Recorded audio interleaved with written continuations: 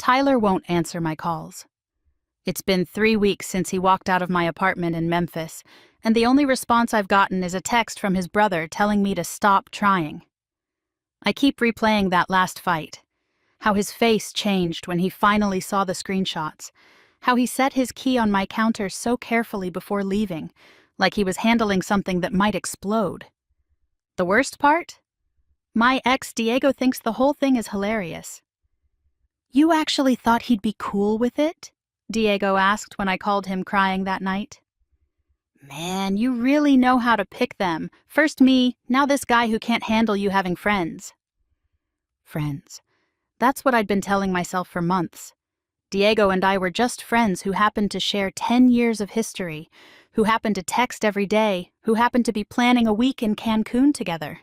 Just friends. Tyler and I had only been together for 2 months when everything fell apart. We met at a friend's barbecue in Midtown, one of those perfect spring evenings where Memphis feels like a small town instead of a city. He was manning the grill, making everyone laugh with stories about his disaster of a first apartment. When he handed me a burger, he'd remembered I'd mentioned being vegetarian and had made me a special black bean patty instead. "I pay attention," he'd said with this shy smile that made my stomach flip. That should have been my first warning. Guys who pay attention notice everything eventually. But that night, I was charmed. Tyler was 6'2" with these gentle brown eyes and hands that moved carefully, deliberately, whether he was flipping burgers or gesturing during a story. He worked as a project manager for a sustainable architecture firm downtown, coached youth basketball on weekends, and had rescued a 3-legged pit bull named Hendrix, who followed him everywhere with complete devotion. "You're different from my usual type," I told him on our first official date, a week after the barbecue. We were at a wine bar in Cooper Young, sharing small plates and stories. "What's your usual type?" he asked, genuinely curious. "Complicated," I admitted. "Musicians, artists, guys with more issues than a magazine stand." "And that's worked out well?" His tone was teasing, but kind. "I'm here with you, aren't I?" He smiled, raised his glass. "Too uncomplicated." If only I'd meant it. Our first month was the kind of whirlwind that makes you believe in fate. Long drives down to Clarksdale to hear blues music, sunset walks along the river, cooking dinner together in his tiny kitchen while his rescue dog watched hopefully for dropped food. Tyler was different from anyone I'd dated. Steady where Diego had been chaotic, thoughtful where Diego had been impulsive. "You seem happy," my roommate Alexis observed one morning, watching me hum while making coffee. "Like, actually happy. Not that fake happy you did with Diego." "I am happy," I said. And I was, mostly. The thing about Tyler was that he was so present. When we were together, he wasn't scrolling through his phone or half listening while watching TV. He asked questions about my day and remembered the answers. He introduced me to his friends within 2 weeks, held my hand in public, posted photos of us on Instagram with captions that made my friends jealous. It was everything Diego had never been, which made it feel suffocating. "He's kind of intense," I told Alexis after Tyler surprised me with tickets to a concert I'd mentioned wanting to see. "Like, we've been dating a month and he's already planning stuff for next month." "That's called being in a relationship, Chloe." That's what normal guys do. But I'd never dated a normal guy. I'd dated Diego. Diego and I met when I was 18, fresh out of high school and working at a coffee shop near the University of Memphis campus. He was 22, played guitar in a band called Midnight Cargo that was always about to make it big, and looked at me like I was the most interesting thing that had ever walked into that coffee shop. Our relationship was 10 years of breaking up and making up, of 3 a.m. fights and passionate reconciliations, of him disappearing for weeks and showing up at my door with flowers and promises. The first time he cheated on me, we'd been together 6 months. I found out through his bandmate's girlfriend, who thought I should know about the groupie in Nashville. Diego didn't even deny it. "It didn't mean anything," he'd said, strumming his guitar while I cried. "You're my girl, Chloe. The rest is just noise." I took him back. Then again, after the bartender at their regular venue. Again after my own cousin at Thanksgiving. Each time he'd write me a song, play it outside my window at 2 a.m. until the neighbors called the cops, and somehow I'd end up in his bed, telling myself this time would be different.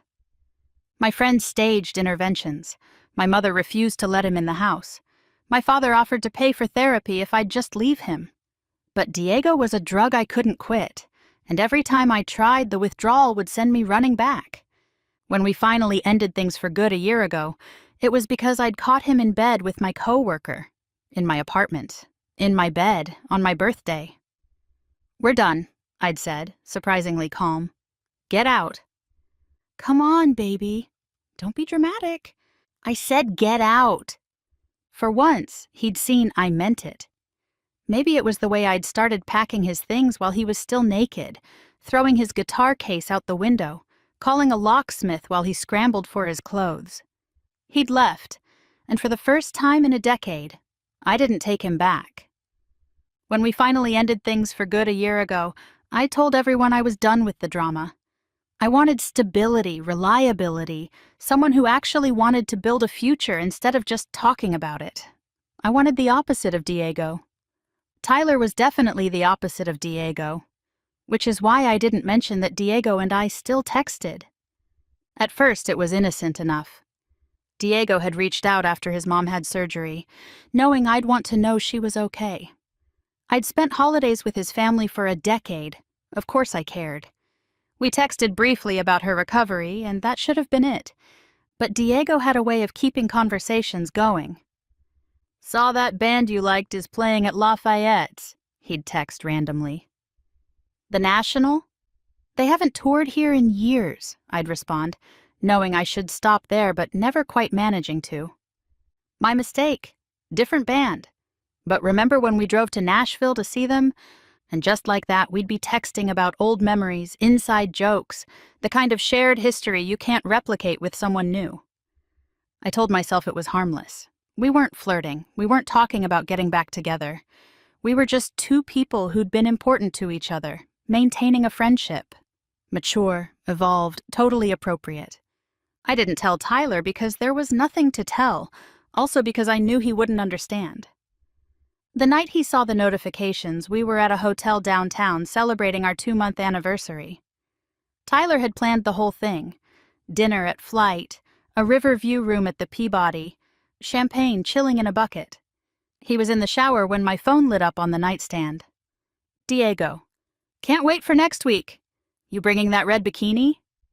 "Diego, the one from Destin?" Tyler came out toweling his hair, glanced at my phone, then at me.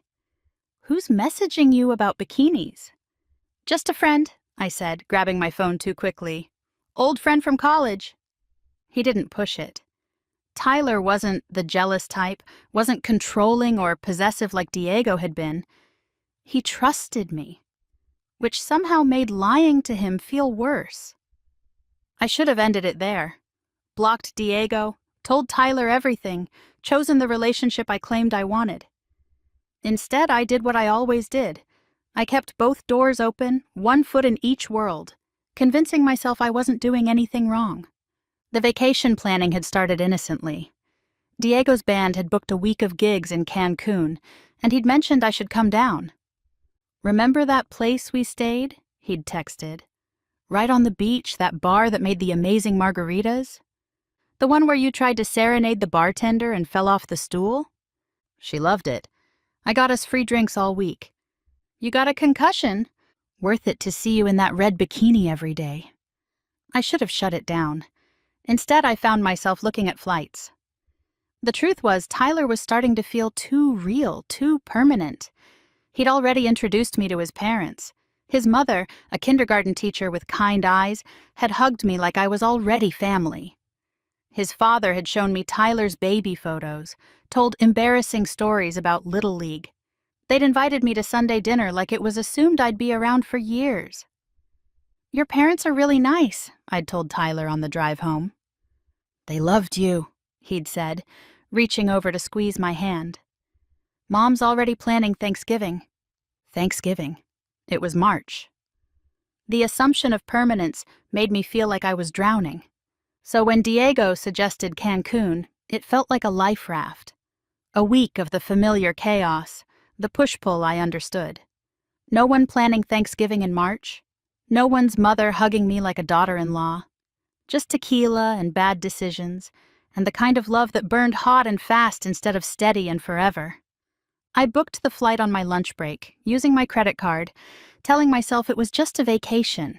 7 days. Separate rooms. I'd tell Tyler eventually, make it sound casual. A music festival supporting local artists. He'd understand because Tyler understood everything. Except I couldn't tell him that night. He'd made dinner, actual homemade pasta, not from a box, and was telling me about the sustainable housing project his firm had won. "We're going to change how people think about low-income housing," he said, eyes bright with passion. "Beautiful, efficient homes that happen to be affordable, not affordable homes that happen to be ugly." He cared so much about everything. His work, his rescued dog, the youth team he coached, me. It was exhausting being cared for that completely. "That's amazing," I said, and meant it. Also resented it. Also felt guilty for resenting it. "Oh, and next Friday, the kids have their tournament. You'll come, right? They keep asking about my girlfriend who makes amazing cookies." I'd made cookies once, slice and bake from a tube. But Tyler had bragged about them like I'd invented baking. "Of course," I said, knowing I'd be in Mexico next Friday, watching Diego play guitar for drunk college kids. It wasn't cheating, I reasoned. We'd be staying in separate rooms. I'd be there as a supportive friend, watching his shows, enjoying a beach vacation. Tyler and I hadn't even talked about exclusivity yet. Technically, I was free to vacation with whoever I wanted. The web of justifications I spun was elaborate and flimsy, like cotton candy that dissolves the moment reality touches it. I booked the trip on a Tuesday while Tyler was at work. Told myself I'd mention it casually, like it was no big deal. A week in Mexico with a friend supporting local music. Tyler would understand. He was confident, secure, all those things Diego had never been, except I couldn't find the right time to tell him. Every time I started to bring it up, I'd see his face light up talking about us, about plans he was making for us, and the words would stick in my throat. "My brother wants to meet you," he said one night over takeout. "He's coming to town next month." Thought we could all grab dinner. Next month, when I'd be in Cancun with my ex. "Sure," I said. "Sounds great." The lies came so easily after that, each one small, insignificant on its own. Yes, I had to work late. No, I couldn't do lunch. I had a dentist appointment. Of course I wasn't being distant, just stressed about work. Tyler noticed because Tyler noticed everything, but he didn't push. He brought me flowers, offered to cook me dinner, gave me space when I said I needed it. He was perfect, and I hated him for it. The night everything exploded, we were on the phone while I packed for what I'd told him was a work conference in Nashville. My roommate Alexis was out, which was good because she would have called me out on the bikinis I was folding into my suitcase. "I'm going to miss you," Tyler was saying. "A whole week without you is going to suck." The guilt was eating me alive. "It's just work stuff." "Boring dental conference. You know how it is. Still, maybe when you get back we can plan our own trip somewhere. I was thinking North Carolina, that cabin I showed you." He'd shown me a rental listing 2 weeks ago, a mountain cabin with a hot tub and hiking trails, the kind of place couples went to get engaged. My stomach had dropped at the implications. "Yeah, maybe," I said, shoving sandals into my bag. That's when my mom called on the landline I still inexplicably had, her timing catastrophically bad, as always. I answered without thinking, putting her on speaker so I could keep packing. "Chloe, honey, who are you going to Mexico with?" I need the hotel information for emergencies. And what's this about staying at an all-inclusive? Those places are so expensive. I felt the blood drain from my face. Tyler's voice through my cell phone. "Mexico? What's she talking about?" "Mom, I'll call you back." I lunged for the landline, nearly knocking over my suitcase. "But honey, I need to know." I hung up on her, my hands shaking. The silence from my cell phone was deafening. Tyler? Mexico. His voice was flat. Not Nashville, Mexico. Tyler, I can explain. Are you going to Mexico? Yes, but when were you going to tell me?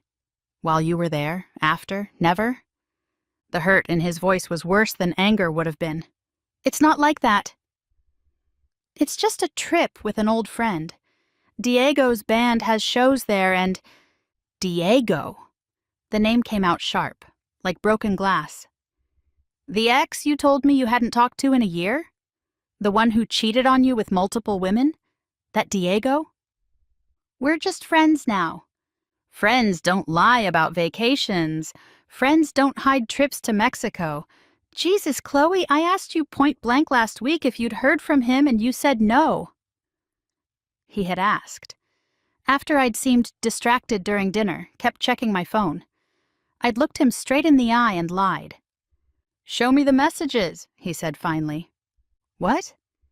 If you're just friends, if this is so innocent, show me the messages. Prove I'm wrong to be upset. That's controlling, Tyler. I shouldn't have to prove anything. You're right. In a normal relationship, you wouldn't, but you just lied to me about an entire trip to Mexico with your ex. So either show me the messages or we're done. My phone felt like it weighed 1,000 pounds as I switched to speaker and opened the text thread. I tried to scroll strategically, but Tyler wasn't stupid. Go to the beginning. Let me see all of it. And there it was. Months of daily conversations, starting with his mom's surgery, but quickly evolving into something else. Late-night texts when Tyler was asleep beside me. Inside jokes and memories. The casual intimacy of two people who'd shared a bed for a decade. This is from 2 weeks ago, Tyler said, reading. Remember that night in Austin, the hotel with the mirrors? What hotel with mirrors, Chloe? It's just, we traveled a lot with the band. Scroll down. More messages. Diego asking if I still had that red bikini. Me sending a photo of my legs by the pool with the caption, "Getting ready for vacation." Him responding with fire emojis and "can't wait." You sent him thirst traps, Tyler said quietly. While you were lying next to me, you were sending your ex pictures. It wasn't like that. What was it like then? Help me understand how my girlfriend sending bikini photos to her ex while planning a secret vacation is anything other than exactly what it looks like. I couldn't answer because we both knew what it looked like. Call him, Tyler said suddenly. Call Diego right now. Ask him to screenshot everything from his side. If messages are really missing, if this really isn't what I think it is, he'll prove it. My hands shook as I called Diego. Put him on speaker. Explained what I needed while Tyler listened. Seriously? Diego laughed. Your new boy wants proof you're not fucking me? That's pathetic. Diego, please. Just send the screenshots. Whatever, but this is exactly why we didn't work out, Chloe. You always needed someone else's approval. At least with me, you knew who you were. The screenshots came through one by one. Our entire conversation, including the parts I'd deleted. The night I'd told him I missed him. The morning he'd said he still loved me. The plans we'd made that went beyond friendly. The couple's massage, the moonlight swim, the dinner at our restaurant. And then the worst part, a conversation from 2 weeks into my relationship with Tyler. Diego. You sure about this new guy? Me. I don't know. He's everything I said I wanted, but it feels... Diego. Boring? Me. Stable. Diego. Same thing, baby. You'll be back. You always come back. Me. We'll see. Tyler stood up, his movements careful and controlled. So I'm the stable choice. The boring one you settled for until you could get back with him. That's not... I didn't mean it like that. How did you mean it? I couldn't answer because we both knew exactly how I'd meant it. I'm done, he said quietly. We're done. Have fun in Cancun. He set his key on my counter with that careful precision I'd later replay 1,000 times and walked out. No dramatic exit, no slamming doors, Just gone, taking with him all the stability I'd claimed to want. I called Diego crying. His response was exactly what I should have expected. Did he seriously get that worked up over texts? Man, you dodged a bullet. Dude sounds controlling as hell. He's not controlling. I lied to him. I was planning a vacation with you behind his back. So? It's not like we were going to fuck. Probably. That probably hung in the air between us. I need to cancel the trip, I said. Diego's laugh was harsh. Are you serious right now? You're going to cancel on me because some guy you've known for 2 months got his feelings hurt? I hurt him, Diego. I fucked up. No, you acted like a normal person who has friends. If he can't handle that, that's his problem. But if you cancel this trip for him, after he already dumped you, that's pathetic, Chloe. That's not the girl I knew. The girl he knew. The girl who thrived on drama and intensity, who mistook chaos for passion, who couldn't accept steady love without trying to shake its foundation. Maybe I don't want to be that girl anymore. Good luck with that, he said, and hung up. I canceled the trip, lost the deposit, blocked Diego's number, spent a week calling in sick to work while I tried to figure out how I'd managed to destroy the best thing that had happened to me in years. My friends were divided. Half thought Tyler overreacted, that planning a trip with an ex wasn't that big a deal if nothing physical had happened. The other half pointed out the lying, the deleted messages, the emotional affair I'd been conducting while claiming to want something real with Tyler. You sabotaged it, Alexis said bluntly. You had a good guy who treated you right, and you couldn't handle it. So you created drama where there wasn't any. She was right. Tyler had been everything I'd said I wanted after Diego. Stable, reliable, present. And faced with that reality, I'd immediately started texting my ex, keeping that door open, 1 foot already out of the relationship I claimed to value. I wrote Tyler letters he'd never read, trying to explain what I couldn't understand myself. How Diego had been an addiction I couldn't quite shake. How his chaos had felt like home in a way Tyler's calm never could. How I'd been so afraid of being bored that I'd created my own excitement, even if it meant destroying something real. 3 weeks after the breakup, I ran into Tyler's friend Mark at a coffee shop in Cooper Young. He was sitting outside with his laptop, and I almost turned around, but he'd already seen me. Chloe. Not friendly, not hostile, just acknowledgement. Hi, Mark. I clutched my coffee like a shield. How is he? Mark closed his laptop slowly, studying me. You really want to know? Please. He's not great, but he's dealing with it the Tyler way, structured, methodical, gym at 5 a.m. every day, work till 7, home to Hendrix, meal prep on Sundays, basketball with the kids on Saturdays, no dating apps, no rebounds, no drunken texts to exes. He paused. Unlike some people... The jab landed. I had sent Tyler exactly 3 drunken texts before he blocked me, each one more pathetic than the last. Is he seeing anyone? No, and before you get any ideas, it's not because he's waiting for you. He told me he needs to figure out why he didn't see the red flags, why he ignored his instincts. He's taking a break from women entirely until he can trust his judgment again. I never meant to hurt him? Maybe not. But you did. You want to know what he said that first night after he left your place? He said he felt stupid. Tyler, who's one of the smartest guys I know, felt stupid because he believed you when you said you wanted something real. Mark stood up, packing his laptop. He also said something else. Said he kept replaying all the times you seemed distracted or distant, all the little moments that didn't add up, and realized you'd been lying from the beginning.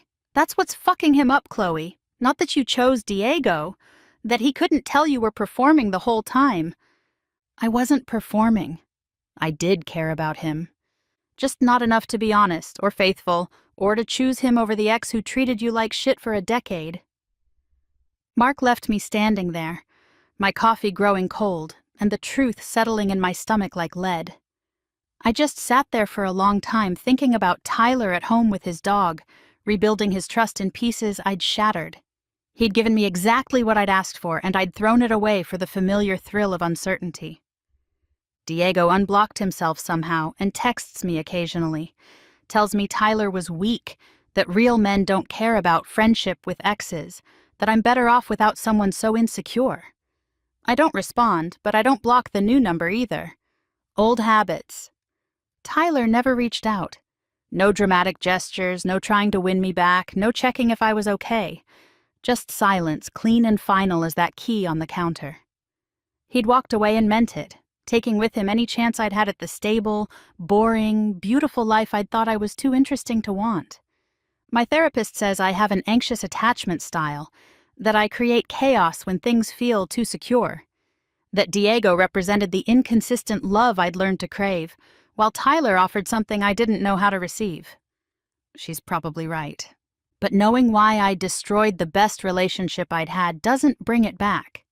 It just helps me understand why I'm sitting here at midnight, scrolling through photos of a 2-month relationship that felt like a lifetime, while Tyler is out there somewhere, healing without me.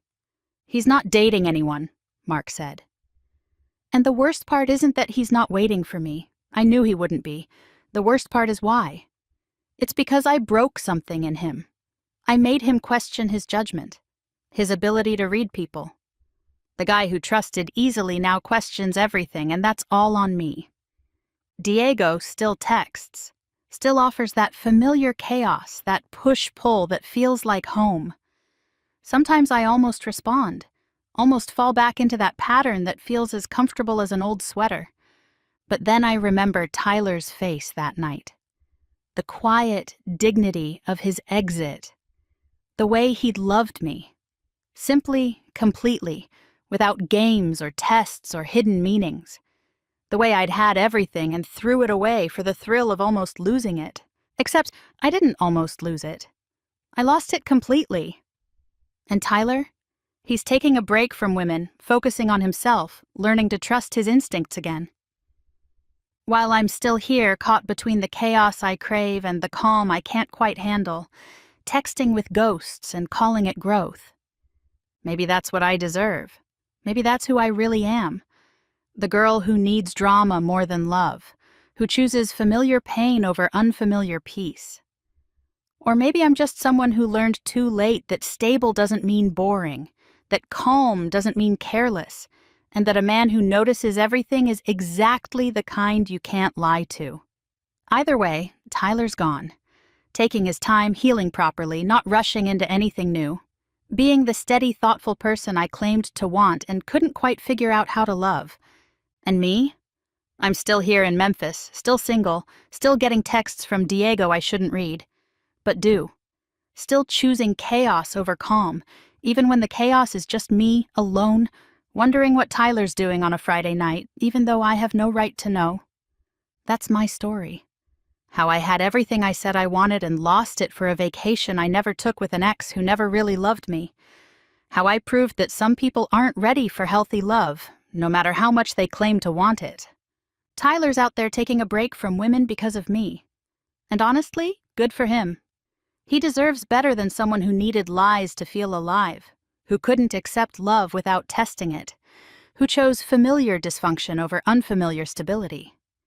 He deserves someone who knows that boring is just another word for peaceful, and peaceful is just another word for safe, and safe is what love should feel like. I know that now. 6 months too late, but I know it. Not that it matters.